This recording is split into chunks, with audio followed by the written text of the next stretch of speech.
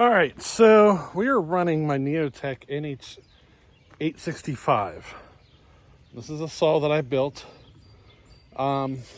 It's had a lot of work done to it. I ended up having to put a crank in it, new top end, all that stuff. It's ported up and everything. And today we're going to kind of see what the performance level is at this point. So I've been keeping the tune really on the fat side for a while. And it's at a point now that I keep having to lean it out almost every time I start it. So it's showing signs that the tune or that the ring is finally getting seated. I don't know if it's all the way yet, but what we're going to do here is we're going to start leaning it out and kind of see what the performance level of this saw is as of right now. And I'm just kind of curious to see how she's performing right now, because as the ring seats, the performance level goes up, and the worse you are in the beginning, the better, like the worse, like the worse your seating is, like I don't even know how to explain that. It's like the more compression you're bleeding past the ring when you first build it, the more you have that problem when you get started, it's like your results at the end are more drastic. So like this cylinder had a lot of transfer in it, aluminum transfer, and I had to clean it up. And the results of all this stuff is probably, I'm betting that my cylinder wasn't perfectly round, and it's going to take a long time for the ring to do its thing. So I'm kind of curious to see how she is as of today and see what she performs like. So that's what we're going to do.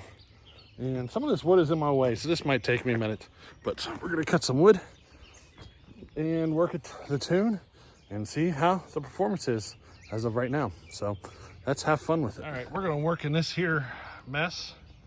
And I put a C83 chain with an 8-pin sprocket. And the reason I did that is because of how many people out there are familiar with that chain and sprocket combination. And it'll give a lot of folks a really good understanding of what the saw is performing like with this setup, because of how popular this type of a setup is. You know what I mean? A lot of people run it. So that's what we're gonna run today, just to make it easier on everybody. I could have put something else on there, something that was faster or whatever, but you know, I think this is gonna help give a lot of folks an idea.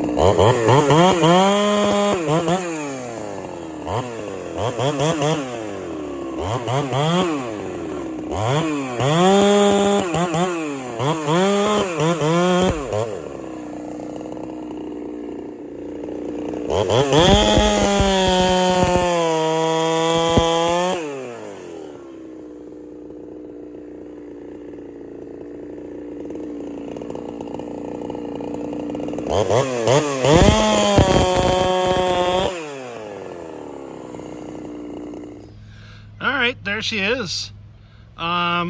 So let me go over the way she likes to be tuned. She likes to be tuned on the fat side. She does not like to be leaned out at all. So let me explain that. All right, so yeah, when I tried to lean it out, I was able to get the RPM. It was capable of really pushing some RPM, but basically what was happening is I was killing it for the torque. So leaner meant less torque. The more lean it went, the less torque it had. And basically the opposite for fattening it up. So the fatter I tuned it up, the more torque it got. And on the bigger piece of wood, it just kept producing more and more torque the fatter I got it. And I took it right to that point where she was kind of tickling the 4-stroke, and it was just making more and more and more power. Like torque, I should say. I mean, it takes fuel to make torque, right? So the problem was whenever I went into something smaller, she was just a little too fat for the smaller one. So I leaned it out just a tad bit to help clean it up a little bit on the smaller wood. And this is probably about where we should tune her. So on the smaller wood, kind of tickling the 4-stroke, where, you know, she'll have the fuel available to make the powerful cuts on bigger pieces of wood. You know what I mean? I could lean it out and clean all that up for all the cuts, all the 2-stroke, and it wouldn't 4-stroke at all on the small wood and all that stuff. It would pull more RPM. If I had this on a 7-pin, I probably would have it tuned a little leaner than what it is right now. You know what I mean? And it would probably clean up some of that 4-stroke.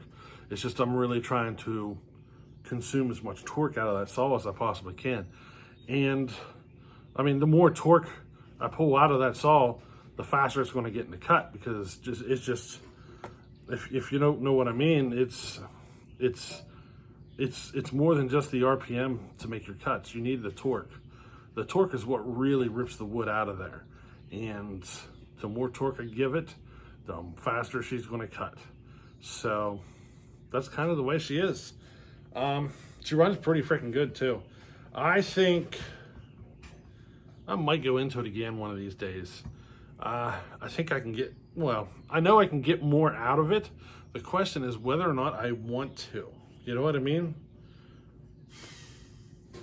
So she doesn't have a whole ton of compression. She's at like the 180 mark, where, you know, the one from Hopper is at like 245.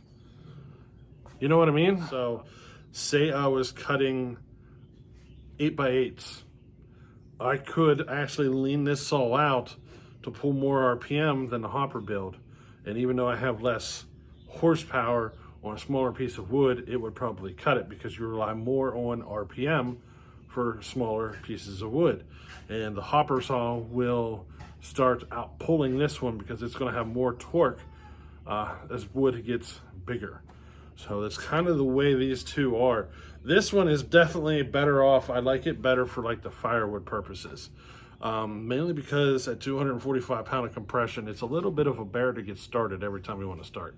And this one at 180, I mean, I don't even use it.